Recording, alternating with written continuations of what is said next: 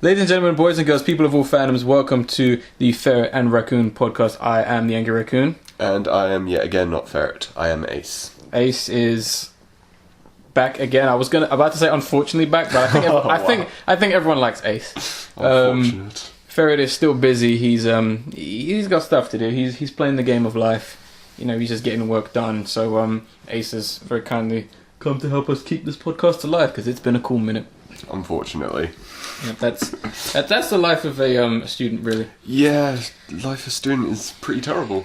Pretty terrible. I think we both experienced this. I mean, this podcast is going up, after March or April, depending. Yeah. But it's been a while since this. For anyone who's listening in the future, then they're not going to see any difference. But it has been at least a month since the last time we recorded. But that's what happens. That's what happens when you work. But hey, this is going to be a podcast dedicated to just kind of catching up. Consider it like maybe a best of February to March, maybe. Something. Yeah, pretty much. You know, there's been weeks where there was nothing going on, and there's weeks when the world was setting on fire. Yeah, it seems to do that. It's like really lackluster for a whole week, and then next day it'll be 20 news stories all at once. Yeah, it's not good when you're trying to record a podcast. No, especially if you're just struggling to get things. So if you have slow news day, just do a really slow talking podcast. Just slow the pace down a little bit. But our podcast is jam-packed for the next two are going to be jam-packed. These are the catch-up podcasts. We've also got a review on this podcast as well of a film that we think you should all go see. Definitely. I think it's a good film. Can't wait to talk about it. Yeah. But first, we're going to talk about some topics. Give in mind this podcast is going to be regarding information after podcast 5. So keep that in mind in case you're going, oh, that didn't happen last week. Yes. All right. So first up, we're gonna hit it with the Banjo and Kazooie. There may be a successor in the works. I really liked Banjo. I thought it was a great game, but no. So what do you think of the fact that the some ex-Rare members are making a spiritual successor? Kind of bringing back the 3D platformer. No, I think Microsoft is they're doing this for the money. No, this ain't Microsoft. Seriously? This is another studio. I thought it was just Microsoft. No, they're ex-Rare employees. They've opened up their own studio. And they are doing a successor. Okay. This isn't Microsoft's bullshit. Okay. Which we'll get to in the future. Well, I'll be interested in that then. Yeah, that'd be better. This development team, they're basically on Kickstarter right now, and they're going to be making a spiritual successor to Banjo-Kazooie, like I've already said, revolving 2 new characters. Now, we have not seen what these characters look like, as they've said they won't give them off, because if they show them what they look like, that will kind of ruin what role they play, which, whatever to them. But there's only a teaser picture of the 2 characters, and you only see their eyes in a bush, and people assume that maybe this is taking place in Hawaii, but I can't imagine it drifting too far away from you having, I guess, an animal walking on 2 legs and then a feathered creature. But what those animals will be, who knows? It's up for debate. And we've also got a screenshot of what the game looks like, and it looks pretty interesting. I haven't seen this yet. The screenshot is fairly good. I mean, there were some concerns that I think some people had where they thought it looked a bit too simple or it didn't quite look too Banjo-esque. But okay. I think there's nothing to really worry about. I mean, I trust these guys. I mean, the fact they've got like the original, a few of the guys who did the soundtrack, the original score and that on it is pretty good to hear. Okay. As I know they'll do a good job, as they usually do, but we'll see. Okay. We'll see what happens. Okay, yeah. I think that's a good screenshot. Looks nice. I'm guessing that it's going to be called Tango and Chewie. Tango and Chewie. Yeah. No idea where this takes place, but No, I mean, floating islands, don't think I see that anywhere on Earth. No, I mean, it looks good, but we're looking forward to it. I will support games that deserve being supported. Yeah. Much like other games that are in the works. But thinking of other things that potentially are in the works and things that I think people really, really want. Let's talk about Bethesda. Oh, Mr. Don't Finish My Game. Yeah, I mean, Bethesda, I think people said this before, but they make really good games. They just don't finish them. No, they don't want to. They get like about 80% done and they're like, oh, it's good enough. And the amount of bugs in them just, crazy. It's amazing. It's amazing. I think people really play the games forever. I think they play them just to find the bugs. Yeah, The glitches, to be honest.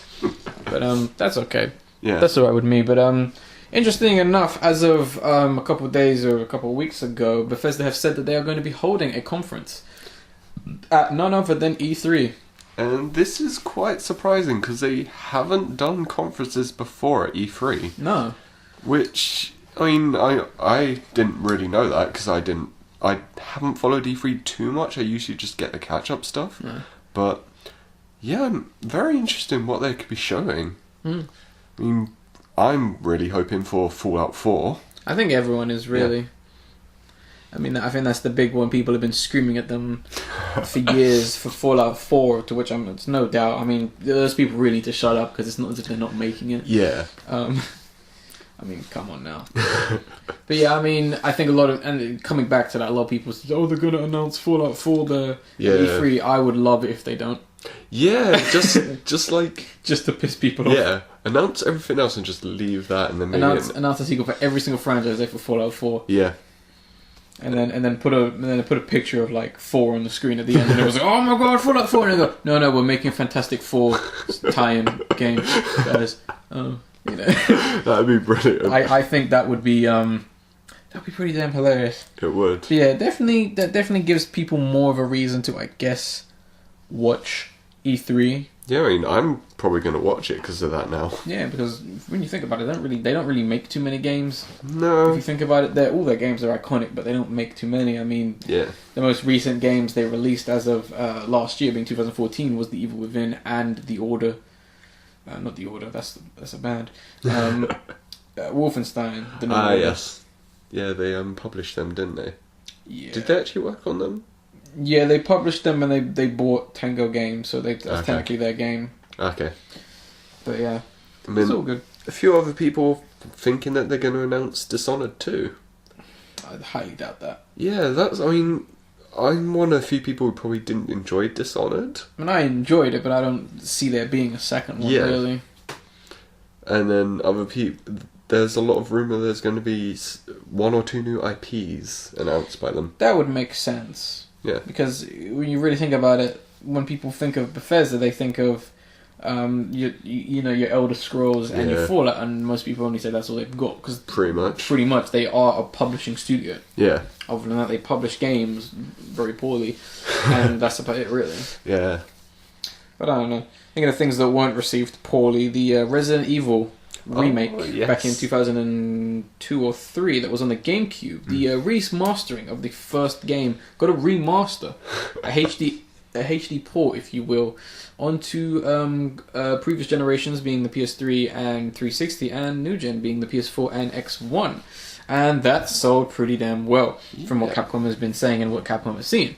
I mean, this is really unsettling. For one, Resident Evil, everyone really loves the first and second games, and then the third ones, mostly. Third, yeah. Yeah. But, first one is probably the most iconic. I mean, the remaster of it was received well anyway. No, it wasn't, actually. Wasn't it? No, it actually sold didn't sell very well. I heard... It was critically received well, but it sold poorly. It wasn't until Resident Evil 4 came around that started to become a little bit more of a success, because they did remake and they did Zero, and those didn't do too well. But which are 2 of my favourites, actually, Remake and Zero. No, it's fair enough. I mean, that's understandable. I mean, I really can't stand 4. 4, 5, 6, they all... Yeah. That's understandable, really. I mean, 4 is a good game. 5 can be fun if you're playing with the right people, e.g. Ferret. And 6 is kind of a joke, really. That was hilarious playing that. I had so much fun. It wasn't a good game, but it was the biggest joke of that year, I think. But yeah, this game sold very well for Capcom, which, Capcom being only really interested in money right now, because I don't honestly see them actually looking at this to go, oh man, if people really like this old school game, we should give them more generic third-person shooter action. Yeah. I mean, I do find it quite interesting that with this success, they've obviously looked at it and know of it. Yeah. And then to immediately go and continue pushing Resident Evil Revelations, a game that is trying to do that and then working in some areas and not working in other areas. Yeah. It's kind of just like, fans are kind of literally hitting Capcom in the head, and it shouldn't be an issue anymore. But people want Resident Evil. They don't want your third-person shooter crap or whatever. Oh, those really bad tank controls and the puzzles. It was suspenseful. Yeah, but the old men up at Capcom don't see that. They only see money. They only see Call of Duty money. Yeah, the Call of Duty money. Which is a real shame because, Capcom, you're next. Yeah. Really. Probably going to be the You best hope EA doesn't buy your ass. You best hope, because that is a fate worse than just dying out. Yeah, you'll be, blamed for everything wrong, even though you're doing it already. Yeah. Yeah, that's true. Our next story, we're going to talk about something that is very touchy. So if you're under the age of 18, you may have to scrub through this section of the podcast to whatever day. But no, I'm just kidding. We're going to talk about the critically acclaimed, the most famous, well-written book being 50 Shades of Grey. Oh, God. So it was no surprise that they were going to make a book. Sorry, not a book. Made a film about the supposed BDMS, bondage, sex, rape, controversy book, and they did so, and they released it on Valentine's Day. The perfect film that romanticize it. Alright, well, let's be fair. I'm pretty sure some couples are probably going to do that anyway. I'm pretty sure that's the only time they would do it, not unless they're just super fucking into it, and then it's just going to be awkward, a lot of people can just be into that, but it's the problem with the film and book stuff. The stuff is wrong.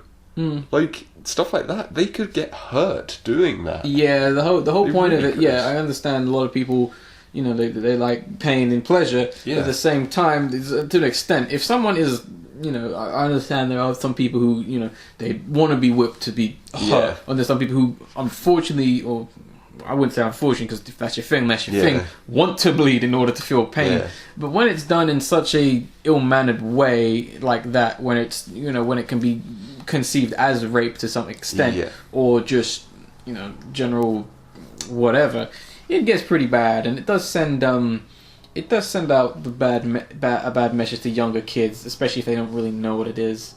Yeah, I mean, apparently already someone has got in trouble because they tried to reproduce a scene from that film with not even their girlfriend, just a random girl. Yeah, and are now arrested. I understand that some people are stupid and get their minds warped by media, but you could have made a better example. You could have just had a romantic story, and there are others that have done it. Yeah. Way, way better, and I guess this is one of the first to incorporate that kind of stuff, if it even is. And it's, it just comes off as just gimmicky, because the film's already made a ton of money, and there's going to be a sequel that they're most likely just going to rush for next Valentine's Day. But I think people have lost their goddamn fucking minds over this film. Well, alright, a brilliant thing about this, okay? A bunch of underage girls were stopped from going into the cinema. Yeah. And they ended up rushing into the cinema, actually breaking through. Yeah, thinking they wouldn't be stopped. Yeah, and the police had to be called to take these underage girls away. I do like the fact that they rushed into the cinema screen and was just hoping that no one would notice, and they would just sit down and they would just play the movies. If they broke in and they got in, so might as well show the film. Yeah.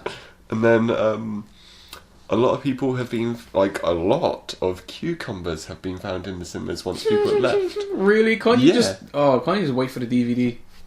It's just wrong. Really? Don't really? Yeah.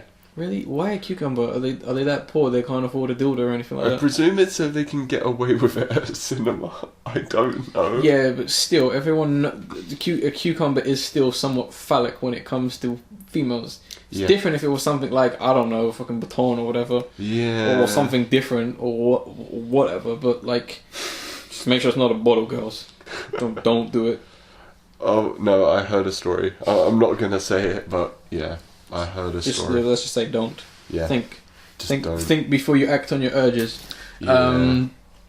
But yeah, and then what did they do after that? They rioted a mall or some shit like that. Yeah, I think so. That's when the police were called, or were they called a second time? Yeah, I think they were called a second time because you know what happens when someone is causing a ruckus. People will see that and they go, "Right, time to riot." Yeah. There's always those people you have who was like, "Well, someone's causing a scene, riot."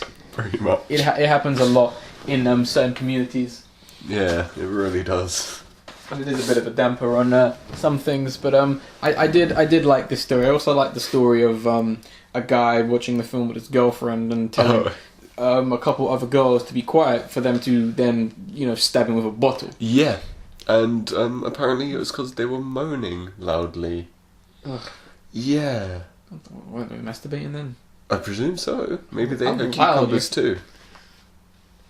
I know what happens in this film, and to be honest, if I was a female, I'd be like, alright, but even then, Yeah. I'd be like, yeah, let me take that home and fantasize about that when I get home. And even then, it's very fucking tame. It is. This Australian woman was doing a review on it, and it's hilarious. At the end of the film, she said she couldn't have sex with her boyfriend later that night because she was so put Tame off. as fuck. Yeah, because it's just like, I mean, if people are okay, let's do real talk here. If people are getting off to what is shown in that film, you need to type in some things because you're gonna get your mind fucking blown. Yeah. It's gonna be that scene in like Family Guy where Quagmire comes out with the strong arm after like a good couple weeks of just surfing on the internet. Yeah, because he found out internet porn existed. Yeah, he had the one normal arm and some almost mutated, strong as hell arm. I kind of think I know why people seem to like this so much. What is that? I mean, it's something that I want as well. What is that? Exiting university and getting a job straight away? Ooh! That's fantastic. That's the dream, isn't it? Exactly. And also to be able to get away with anything once you're rich. I know. Yeah, rich white man. I mean, shit. Yeah, I mean, he was able to abuse and just take advantage of a girl because he was rich and white. Yeah. I'd love a helicopter. It's all good. I should become rich. I might get a He's helicopter. a good role model for everyone in the world. Of course. Yeah, I'll definitely take after him. That's why I've now gained the name Hey You in the Bushes. But anyway, Nice. Simpsons jokes aside. No, it's just like, I mean, he's got a really bland name, Christian Grey. I could just call myself Max Steel or Max Power. Exactly, another Simpsons reference then. Exactly. Yeah, speaking of Simpsons. So it seems that a couple of weeks back, what country is this? Balia? I can't remember exactly. What is this? Bolin. Oh, Bolivia. Bolivia. Yeah. What the hell was I saying? I was thinking of another country. But Bolivia. Back in Bolivia, it seems the networks who showed The Simpsons decided to change the time slot. Which probably resulted in the most logical thing being a riot outside the station. Now, I would applaud everyone to look this up because it is pretty funny to see people speak in their native language with a Homer Simpson mask on. But I guess it just goes to show there's a lot of love for The Simpsons, really, and I think the studio promptly changed it back and kind of... They did. Didn't they do a double bill now? Yeah, they did. They basically had to cater to the people because they knew what they wanted, and yeah. I mean, get extra. it was a great story. I think we're all fans of The Simpsons right now. Yeah. I think it was a pretty funny story just to kind of see people very passionately do this. But here's my question: where the fuck was everyone when they cancelled Invader Zim? Shit. See, the problem is they just don't have that big of an audience in comparison. They haven't been since like 1990 whatever. Zim has been around since 2000s. See, it's got to be those 90 kids. That's why they're the ones rioting. The 2000 kids will come in and pick up the slack. I actually saw something the other day. It made me feel old. What was that? These people commenting on music from the early 2000s saying this was the generation. Or it made me feel old. you go back and watch some of those 2000 videos and you're like, ooh, I danced to that shit. Yeah, exactly. And then there are people praising it like it's God's work. Well, when you got people like Taylor Swift and Kanye West and whoever are all about the bass woman, you can only help but go, best not listen to the top 40. But yeah, that's what happens. You get old. You know, I mean, the fact that people are considering the 2000s nostalgic is just stupid. It really is. 90s is nostalgic. 2000s, no. Yeah.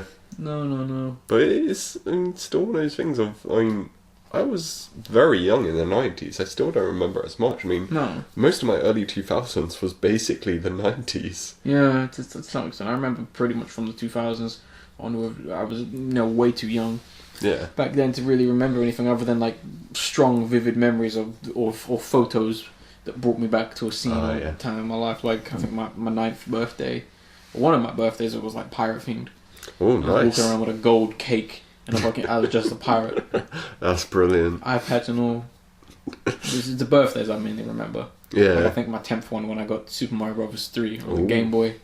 Opened it up first thing before school, opened the box, game weren't there. Oh, upset when I went to school. Jeez. And the worst part is everyone's coming around my house. And I was like, oh, you get Super Mario Bros. 3? He's like, no. Upset, man. It was like, almost the worst. Well, anytime you have to go into school for your birthday is like the worst time. I don't think I've ever gone into school on my birthday. You just not go in? No, I just didn't. It's like, oh, it's my birthday.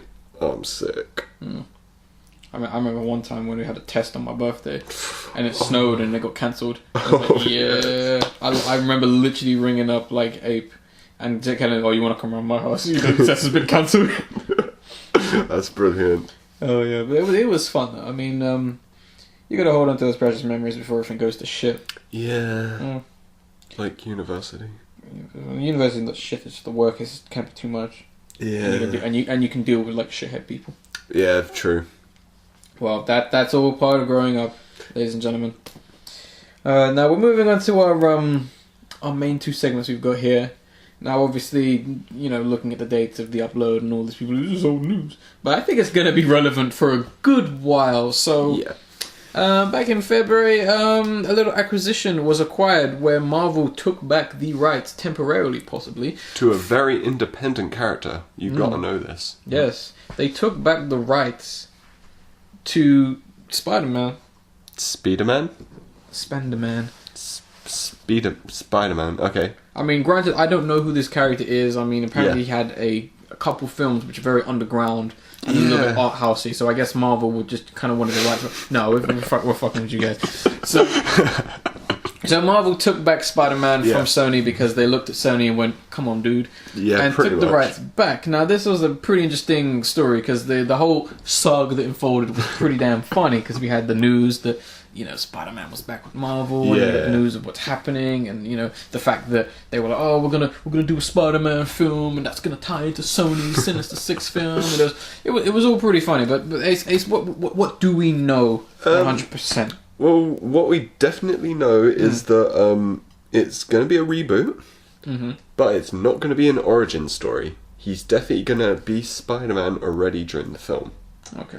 So is there going to be... So there's no word on casting, just rumours, I'm guessing? Rumours are the kid from Percy Jackson, I think.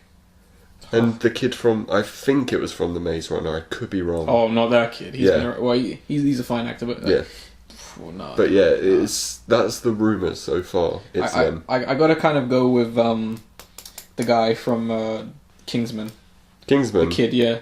I haven't watched that yet. He's really good, and even Mark Miller himself was like, no, he should be Spider-Man. Okay. Because because his a little bit of a spot here. His transformation from typical chav to super suave upper class British Asian is fantastic from what I've heard. So a lot of people are trying to champion him, because he need for how good he is. Yeah. They're saying, oh, he needs to be championed. Yeah. But I don't know which Spider-Man is this going to be out of the 800 Spider-Mans. Well, instead of being someone like maybe Spider-Gwen or like Miles Morales, it's going to be Peter Parker. Now, is this a good thing or a bad thing, do you think?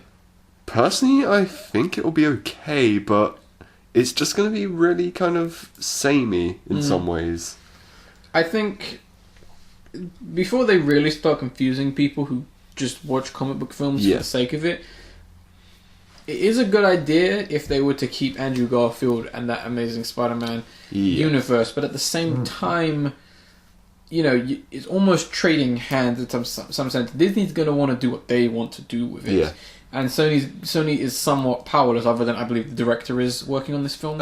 Yeah, it's like basically it is being done by Sony, but they're being completely overwatched every second. Exactly, by to make sure it isn't a fucking flop. Yeah, by the person who produces the Marvel Cinematic Universe.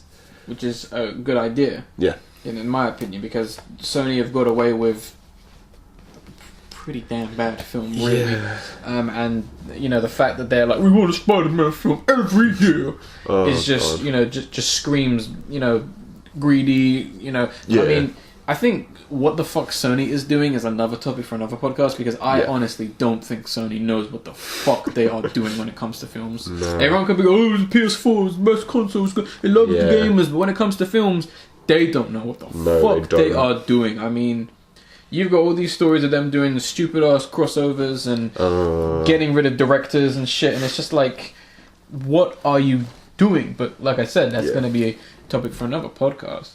And I think they said that the villains is going to be the Sinister Six, which is the weird part.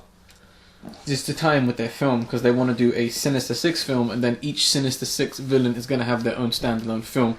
Seriously? Including a Venom film, yes. Wow. That's their overall plan. Well, apparently they said it won't be associated with their own films, which they're still continuing with. Which is going to be confusing. Yeah. Because the next film for Sony to do on the Spider-Man is Sinister Six. Yeah.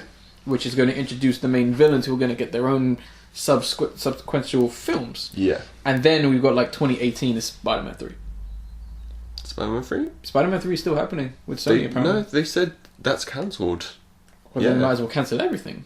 Yeah, but apparently they're not. Because it's going to be very confusing. I know.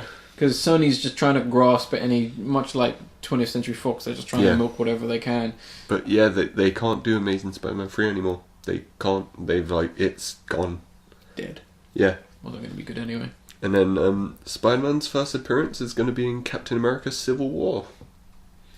Oh, interesting. Yeah. So Captain America's feeling less and less like a Captain America film. Well, it's already got Iron Man in there. Mm-hmm. Rumours of Black Panther were going to be in it. I don't know about that, because Black Panther was supposed to be the guy who was going to be their Spider-Man and kind of lead this supposed next generation of Avengers or whoever. Now, because of them obviously taking back Spider-Man, I'm pretty sure once the next Spider-Man film comes out, no one's going to give a shit about Sony's films. So, whether this is completely fucked up, Pink Panther. Pink Panther. Woo! Yeah. That'd be sick. Pink Panther cross Avengers. Ooh, it's coming. Make it happen. Yeah, of course. Get on it, Disney. But Black Panther, I don't know. We'll see what happens, unless they just decide to kill off this Spider-Man and have him with another Spider-Man for his standalone film. Yeah. But we'll see what happens. I mean, we'll see. But I mean, this is all pretty big news. I think this was compared to a lot of Disney just has a shit ton of news. They're just dropping bombs on people. Do pretty much. I mean, if it's not Marvel, it'll be Star Wars. If it's not that, then it's their own Disney film. Very secret about Star Wars. They are. They're releasing a few bits, 20 Star Wars books. 20 Star Wars books before the first, before Force Awakens comes out. Oh, who's gonna read that? And apparently, it all takes place between Episode 6 and this one. Yeah. Oh. Yeah. So that's all I can say. Really, is that reading. It's the new expanded universe. Oh man. I won't be reading the books. I don't really care about Star Wars that much, but that's a bit much. Sony has got their work cut out. I think ever since the success of Frozen, they're thinking much more money wise. Yeah. That's why they've kind of just been the same with Big Hero 6. They've kind of just been going, England can't see the film until we have all the toys out there, all the books, all the calendars, the soundtrack, and everything.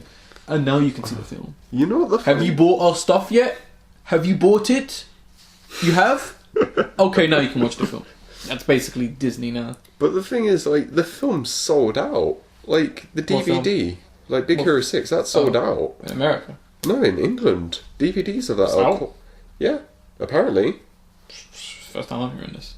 Well, from what I've heard, the DVDs are out, and they're sold out, unless is America or I know Eastern it's definitely Europe. been released in America. Yeah, but it's sold out in America, I presume, from what I've seen. and I've heard like similar stuff from England. I could be wrong there. We could be wrong. We're not the most 100% podcast. We're like 96% right all the time. Yeah. You know, so when we say Warner Brothers doesn't know what the fuck it's doing with the DC universe, we're 98%, 96% correct. Yeah.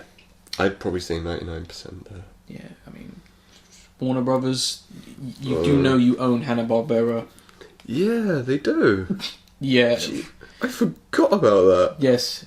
Yeah, you do know you own all of that. Might want to do something for the kids. Yeah. No, you're just gonna forget about everything and just work on Zack Snyder directing the Marvel universe. Oh, all right, well, I'll be over here ignoring you. Yeah, pretty much. But this news with Spider-Man coming back was very interesting. I like the whole evolution and all the speculation. Whether it's just messed up Marvel's ultimate plan, because I mean this is a big deal to some extent. Spider-Man is the most profitable Marvel character they have, surprisingly. Yeah, and they have pushed back a lot of their Phase 3 movies for Spider-Man by like several months. So that's going to be the first one of Phase 3. So here's the big question we're going to kind of end this big topic on. Are we going to see Spider-Man in Avengers 2? No.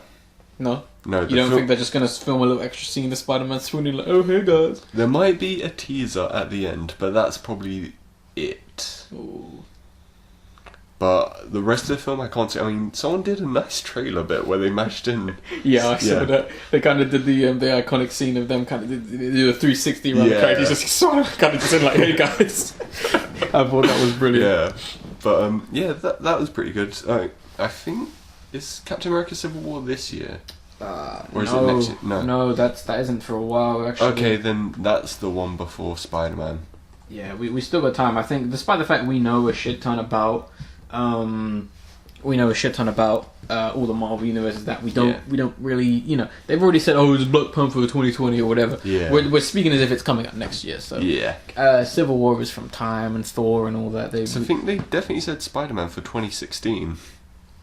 Yeah. 2016. That's next year. Yeah, exactly. Spider-Man 3 by Sony was originally supposed to be coming out 16, but then because of how bad and how fucked up their plan got, they pushed it back to 2018. Oh yeah, I remember hearing about that. And then was going to be like, let's do Sinister Six films until then, you know, because obviously every villain would have a film, and then every villain's film would have a sequel, and then it would just be like, everything has to be a franchise. Sinister Six of Avengers like style.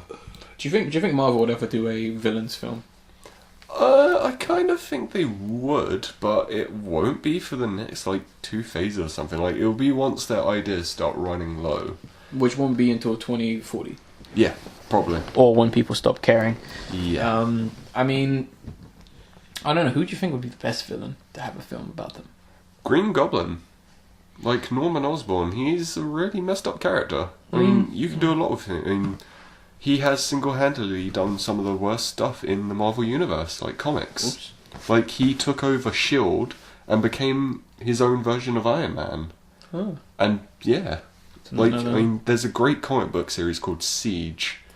It's, like, I think that's the one with Norman Osborn taking over, but if so, then that one's amazing. Someone screaming in the comments going, no, you fucking idiot, it's Probably, not! Yeah. But, yeah, if I find out the name of it, then I'll mention it next podcast. Sure thing. Yeah. I mean, because I was going to say the Skrulls. Oh, yeah. That would be the only thing that would make sense. Like, Super Skrulls Rise to Power, because that would make such an interesting film. Yeah. I mean, especially if they did it intelligently as well. I think that would make sense, and I'm pretty sure we're probably going to see a hint of that at some point. Are you sure there's not going to be Skrulls in the Fan 4-Stick movie? Maybe. I doubt it. I don't think 20th Century Fox cares about that. I bet there'll be a one-line reference to it. There's one guy probably going, hey guys, you know, for the second one we could have the invasion, Super Skrulls, Super Seven, and they're like, how is this going to make us money though? We've only got 5 years left. I need generic, safe ideas. You're talking about creative, different, and interesting ideas. We don't need that shit right now. Nice. Said most movie studios. Yeah. Play it safe, get the monies. Gotta get the cash, gotta get the dough, I guess. But, whatever. I'll support the good films. Yeah. Speaking of good films. Ooh, it is spoiler time. Oh, yes. We are coming up to the spoiler section of this podcast. And so, for anyone who has not seen the film, It Follows. It Follows. It Nice Follows. horror film. It came out 2014, didn't it? Technically, Like for everyone else. for America, yes. Yeah. We got it slightly late, but it wasn't that far off. No, it Really. was early 2015-ish. Early 2015, but they were released in March. And it is directed by David Robert Mitchell, who hasn't done too much, but he is definitely definitely from what we've seen, a very competent director. Yeah. And it is a very, very interesting film for a 15 rated horror film. Yeah, I kind of forgot it was rated 15. Yeah, if we could even call it a horror film, because I ain't calling this a horror film. I could call it a horror film. I could. I'm calling it more of a like I call it a horror thriller. It's more of a thriller that is fucking creepy and ambient as fuck. I mean, it's a good film. I mean, the first thing you'll see from the film is you get this brilliant shot, which kind of just tells you about the whole film and kind of just tells you without just doing some cliche thing. You've got this really weird scene with this girl, and like I think almost the way it's shot, you kind of have the camera kind of being it or whatever she seems to be afraid of, and she's kind of just going back and forth, running into her, running back, and then she's just driving away, and then she's like making the phone call to whoever, just kind of saying, "Oh, I'm scared," and then you hear something coming, and then next shot is just she's dead. Yeah, and that's probably that bit of her dead is probably the most gore in the film. Yeah, she's got a leg broken backwards and a bit of blood. I don't know what was going on there. No. But yeah, I mean, it's an interesting film, and the first couple of things you notice when kind of being introduced to the main characters, or our main character, is that this film seems to have a somewhat timeless look to it. It really does. It seems to be stuck in some kind of time period. Yeah, and I'm still not sure when it is, because they've got all this like kind of phones and like mobiles and stuff. Yeah, but the even the way it's shot feels old. Yeah. And the look of the houses, the area, I mean, whoever did the cinematography and picked the location did a fantastic job. Yeah, they really did. With some of this stuff. And I mean, walking, what was I going to say? And it does have that timeless feel when you see that some of the technologies. There was a note when one of the cats has like this weird like flip phone, like pouch thing, whatever. Yeah. And it seems to be very modern or maybe even futuristic. And that was the only thing which I thought was odd. Like, I mean, I don't mind that being in, but I thought we never got to see anything else. Yeah. So I guess for one reason that is kind of confusing. That is, I wish that really wasn't in the film. Okay. To some extent, I would have rather had her not have the phone or just reading a book. Well, she was reading a book on it, wasn't she? Yeah, she was reading a book on it, but the fact that you've got something that clearly looks new and modern in this very rustic world, because I can't really tell. I mean, it's possible that might have existed back then, like in kind of, I mean, because it looks like 60s-ish time period. It's possible. My thing is, if you're going to go for that 60s look, if he's going to go to the extent of having a 60s look and then have something like that in it, it's going to be a bit distracting. That's like having a film. That's like doing a film in the 80s, but then having your main character playing on the PS4. True. At the last second, it's like, so it was in the future. I guess that was the only thing that kind of confused me, other than like one plot hole that kind of messed me up a little bit. But what was this plot hole? So there's a scene where our main character's going on a date with this guy. Oh yes. And they're in the cinema. Yeah. And they kind of play this game with point out the person thingy. And then he points to this girl and he says, "Oh, that woman standing there in the yellow dress." To which she's like, "I don't see her." And that's your first sign of okay. Yeah. He frantically wants to leave. Yeah. The problem with that is that he says she's standing there. Yeah. It doesn't stand. No.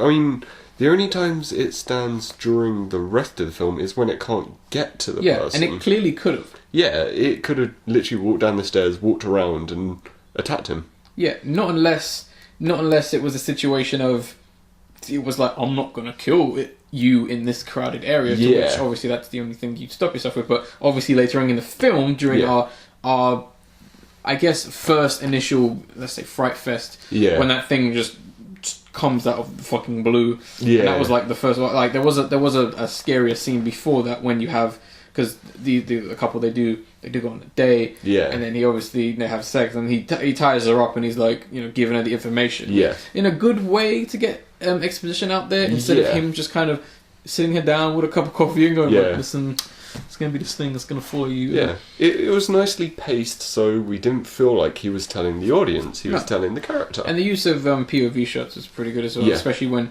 you see this naked woman just walking, and you're just kind of like, alright. Yeah. Because from the point of view, if you knew nothing about this film, you'd be like, alright.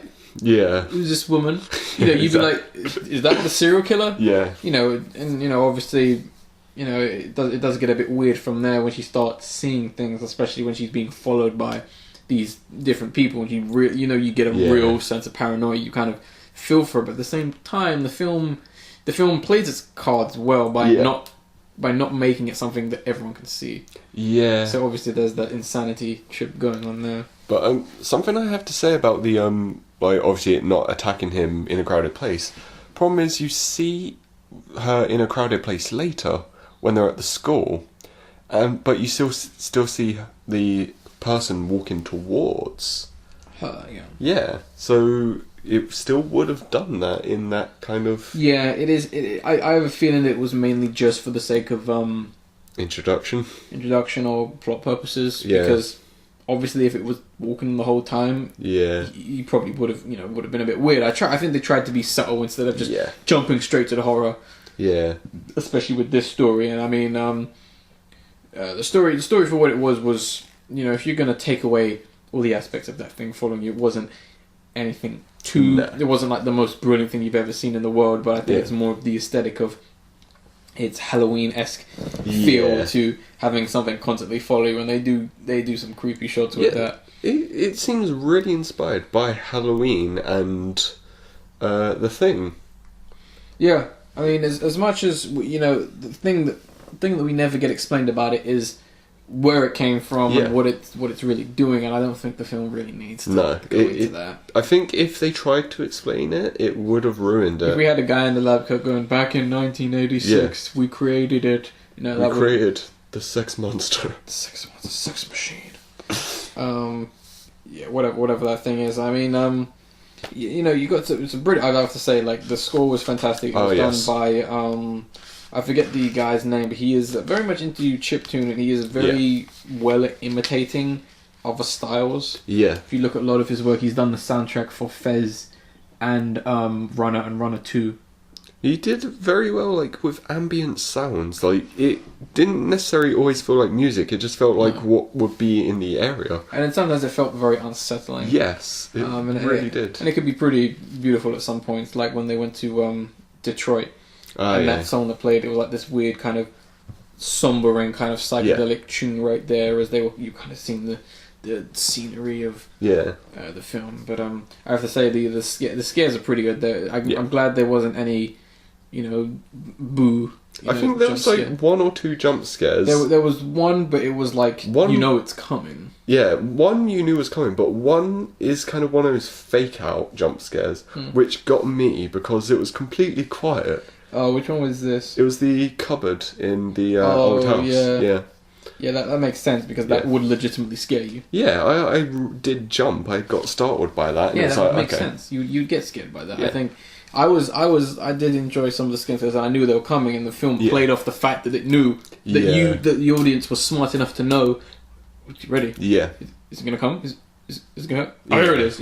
I think it knew that. One of those moments, which in my opinion was one of the creepiest, was when she opens the door to let her friends in. Oh, yeah. And closes it again. And then her other friend wants to let in. Yeah.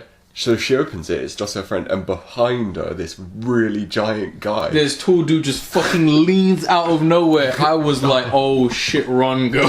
It was creepy as hell, and her face. Like, to be honest, I was half expecting that to be it, and it to like transform, or something like that, and then for her to freak out or something like that. But I thought that was very clever how they just had this dude just come out of nowhere. You didn't even see his face enough, and I was like, oh lord. It was just amazing, that bit. And it had some great scenes, and the concept of the film was fantastic. Yeah. I mean, if you do get the chance, and I recommend it to one of my friends, even AP went and he saw it as well. And another friend's trying to go see it. I definitely recommend go supporting this film, because it is pretty good. It's one of the better like creepy horror films we've got next up. I guess The Conjuring and. Well, I mean, for a horror film, it does what it should, and that's leave you creeped out and paranoid when you leave the cinema. Even the film kind of ends in almost like a John Carpenter-esque way with the Thing, where you kind of have like the last kind of scene, and it's kind of like, oh, is that it? And it's tense. You know, it's the only way they could have ended it. I mean, honestly, because the threat is always there. Yeah, exactly. Even if they passed it on to 50 more people, those 50 people could have easily been killed and could have gone straight back to you. Well, it kind of even does that at one point. Like, she sees the boat with the two men on it, and you see her swim out, and you know she had sex with them. When she comes back, it didn't need to show you that. And then later in the film, the guy's just standing on top. And it was clear she knew that she hadn't got rid of it. No, that scene was very creepy as well. The fact that it was just waiting there. Yeah, it was very much like Michael Myers standing behind the tree. Yeah, when he the fact that he stands out in broad daylight and just like shuffles back is very, very unsettling. The shuffle just makes me laugh. He's just like just backs off, and then my boy's gone. He ran. This was a pretty fantastic film overall, and we definitely recommend it. Yeah. For anyone who wants to see a good horror film coming up. So, I mean, what's the next film we're going to go see? Any ideas of film? Is there any films you want to go see? Because we can always talk about it on this podcast. Well, I know I'm going to end up seeing Avengers too. Yeah.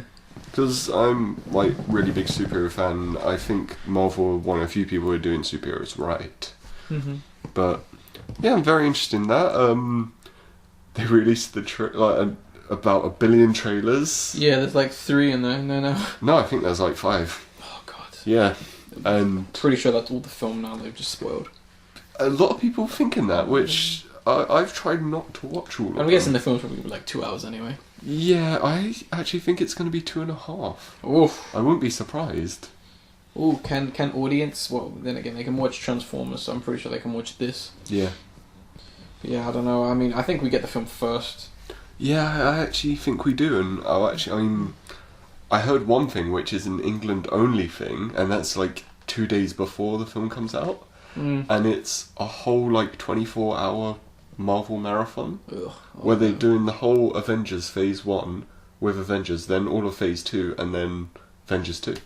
Jeez, I don't know if I can handle that. No, I looked at the times. It's literally 24 hours. You go there at 12 p.m. and you leave the next day at like 11 p.m. or something. Damn. Yeah, so midnight to 11 p.m. the next day. Damn. Yeah, so no sleep. No sleep for you. And I think you get like 20-minute breaks in between each film. Makes sense. You gotta like go to the toilet and get some food and that. I think the longest break is for dinner, and that's like 35 minutes. Whew, that sounds like a fast dinner. You imagine someone with a microphone. Come on, we're gonna shove for 2. Come on, shove that down your throat.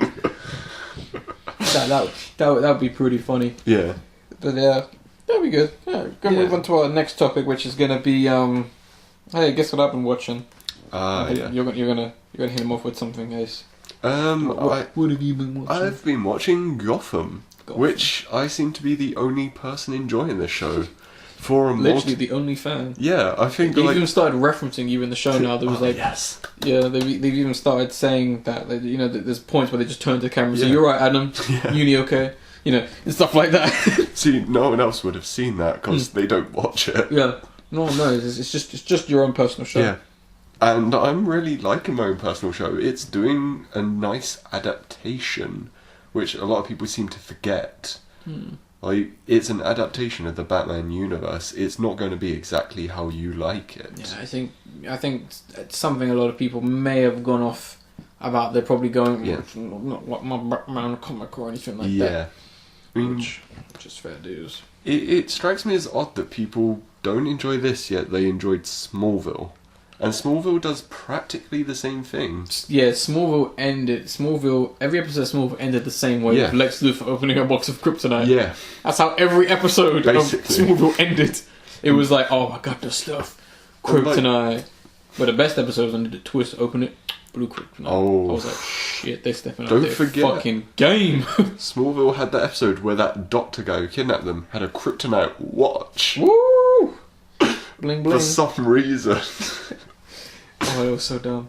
But yes, I mean, Smallville does a lot of weird adaptation stuff, and it has characters there before he's Superman. Yet Gotham does the same, and people criticize it for it. It's because Batman is so highly praised for some reason. Yeah. It's literally how the DC sees things. There will never be a Hulk Girl TV series because they're like, who the fuck cares? Everyone loves Batman and Superman. Yeah. Well, everyone is below Superman and Batman, basically. The Arrow and Flash series. And then all the female heroes are even below them. Oh yeah.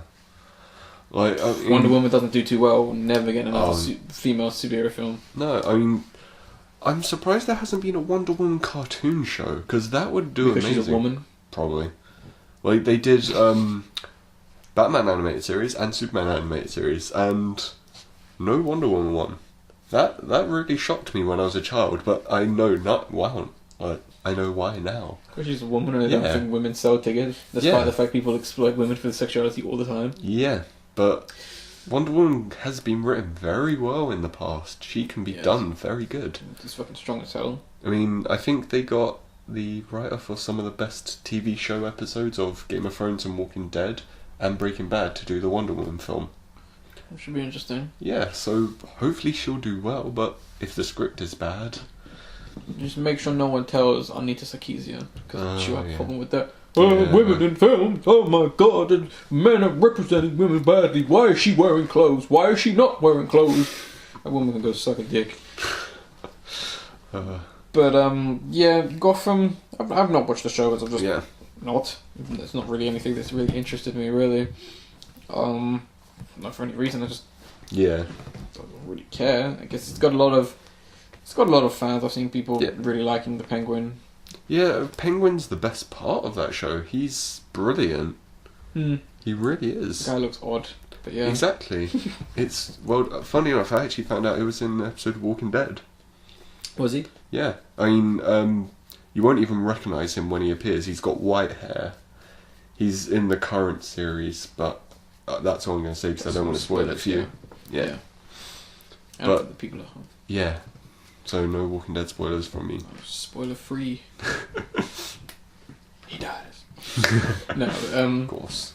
Yeah, he does have an odd look to him, and I think a lot of people he seems to be the more iconic of the characters. Yeah. I have no idea what he's doing in the series, but he's. I mean, do you want me to? No. I'm just saying, like, he obviously has. I'm assuming he has a point. To the series. Yeah, he is very central to the plot. It does make sense. Good. And I actually think it's the best take on the Penguin. And I will even... better than Danny DeVito? Yes. I will actually say better than Danny DeVito. I mean, that film, it was really good. The idea of Penguin running for mayor, yeah, I like that. And latex Catwoman. Yeah. Ever since that film, Catwoman's always been in latex. Pretty much. She used to wear a miniskirt in the comics. Yeah, it was like the really tiny one, wasn't it? Yeah, purple, green.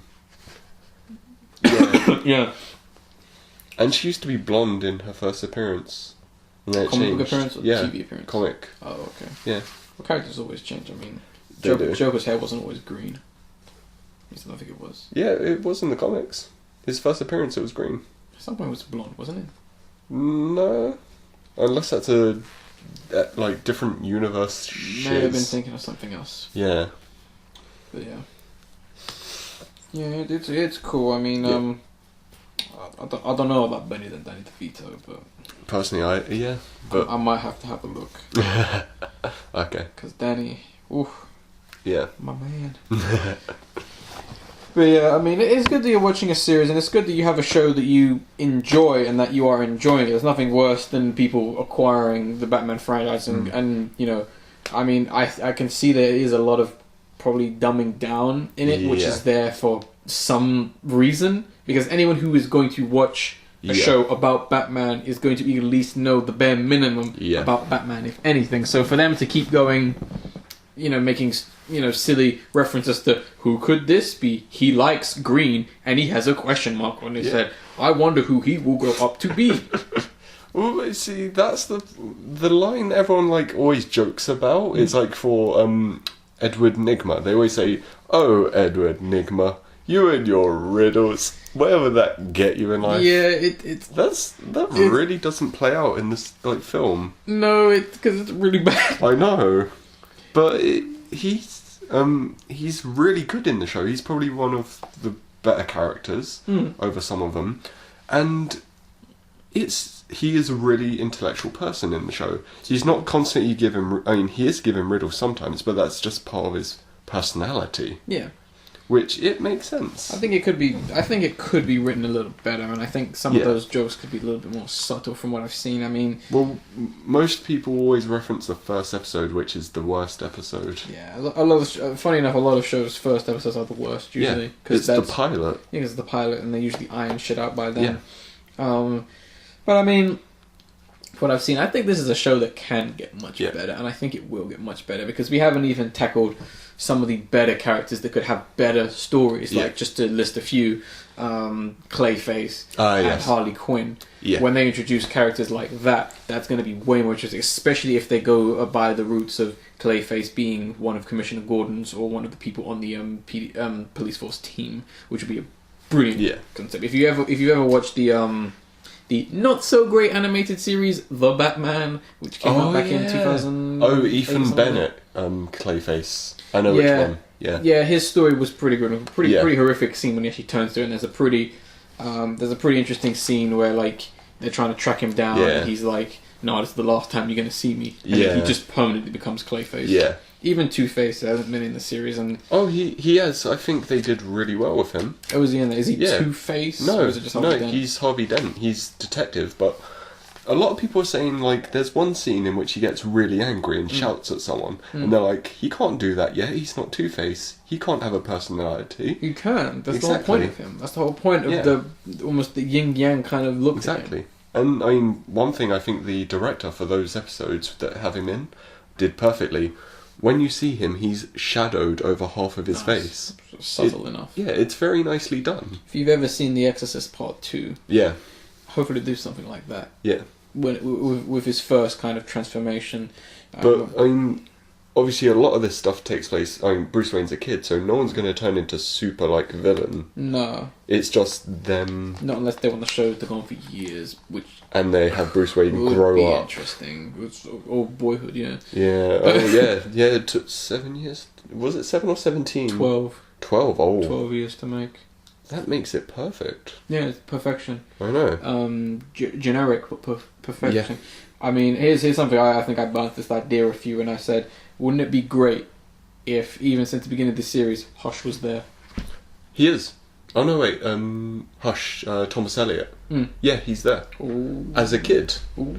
He when Bruce was put into a school, the first person he talks to is Thomas Elliot. That's the only thing I have a problem with, is the fact that Bruce Wayne knows all these people. Well, it's Bruce Wayne does know Thomas Elliot. Yeah, but he doesn't know everyone. He doesn't know anyone else in the show except for maybe Catwoman and Poison. Which I hate the Poison Ivy character in this. She's done terribly. Bad actor. Bad child actor and bad everything. Yeah, she plays it really weird. Oh, she like hippie piece of it. My plans, I love. No, plans. She's got like split personality. She's Two-Face. Exactly.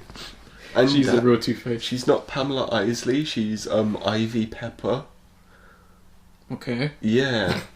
Yeah. It's pointless change. Yeah, it is. And her dad is Mario Pepper, who was apparently the killer of the Wayne family, but that's not proven. It always changes who's the killer. I think like leaving it. Or Joe Chill. Yeah, Joe Chill, or sometimes the Joker. Joker, sometimes as well. And I think leaving it anonymous is the best thing you can do. Leave it anonymous so they can go back and kind of have that maybe be the finale if they want to make it more detective-y, because I'm sure this is a detective show. Well, they're still investigating it because it turns out he wasn't the real person. But yeah, they've done some weird change. I think Palpatine's behind it all, actually. Of course, he's the Phantom Menace. I think he is. But I think this show has good potential, especially if it just keeps getting better. I mean, they've got way more characters to add, but I don't know how it's going to be for the long term. And they're now getting a second season, aren't they? Yeah, they are confirmed. I mean, so far, one of the characters who have said they haven't got a new contract yet is Jada Pinkett Smith. Oh yeah. But I haven't heard news of anyone getting new contract. That's his daughter, yeah. No, wife. Oh, it's his wife. Yeah. Sorry, my bad. Yeah. It's his second wife. Yeah, she's she hasn't got a renewed contract, so people think she's been like pushed out the show. But so far, no one's been. No, she's fine as an actress. Yeah. So I don't see why they go, oh no, you're a bad actor. She does a very good Eartha Kitt impression, in my opinion, for this show. Mm. Like her whole character is like Eartha Kitt if her name was Fish instead of Catwoman. Yeah, I don't know. We'll see what happens. With her characters. It'll be an interesting project though. Yeah. On that note, we're gonna kind of wrap this podcast up. I'm not gonna do what have I been watching this week, because I'm gonna do it for the next podcast. Okay. What I'm talking about is something I have 100% watched. Ooh. But that's something to look forward to. Everyone's just I can't wait. But we're gonna end it off by saying what the video of the week is going to be, and that video of the week is going to be the Luigi death stare at the Anime Expo 2014. I saw that. By D. Pity, who, if you don't know about D. Pity, he's a pretty funny guy who he's usually known for going around conventions and kind of acting out the character of Deadpool and just being silly and pretty much making pretty good videos. For the Anime Expo in, I forget which state of America, for that convention, he decided to dress as Luigi from Mario Kart, and he decided to ride around in a cart throwing a green shell at people. I won't go any further to say what happens in that video, but it is definitely a watch, so you can check the description for that video. And with that being said, we're going to wrap this podcast up. So, this is podcast episode 6.